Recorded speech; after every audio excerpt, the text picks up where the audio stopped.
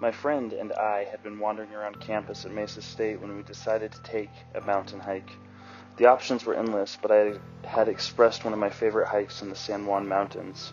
It was a good evening hike, and you could reach Yellow Jacket Mine Tunnel and the beginning of the Red Mountain Mining District. It took us minutes to get ready and leave for the town of Ouray nestled in the mountains. After 2 hours of hiking up some 2,000 feet, we made it to the old mining cave entrance above Bear Creek Falls. The old mine went back a few thousand feet, and as we started towards it, the wind had picked up. Lightning and thunder quickly filled the air. We were caught in a fierce fall storm. Within 5 minutes, the rain had turned into sleet and was blowing through the narrow canyon. The thunder and lightning echoed through the canyon, and panic set into my friend's face. I knew of an old shelter that was part of the mining operation, and once inside we were able to make a fire and drink a beer.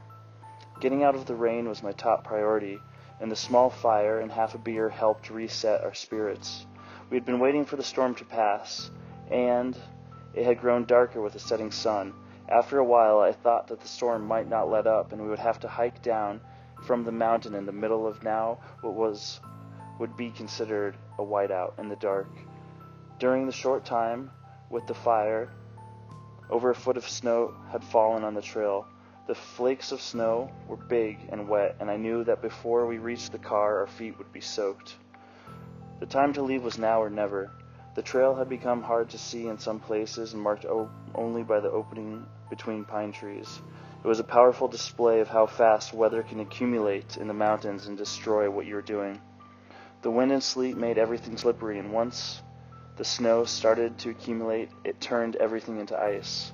It was the first storm of the winter season, and it sent us running to the safety of our car. The expedition was an adventure into the heart of the mountains and a firm reminder to always try and be prepared.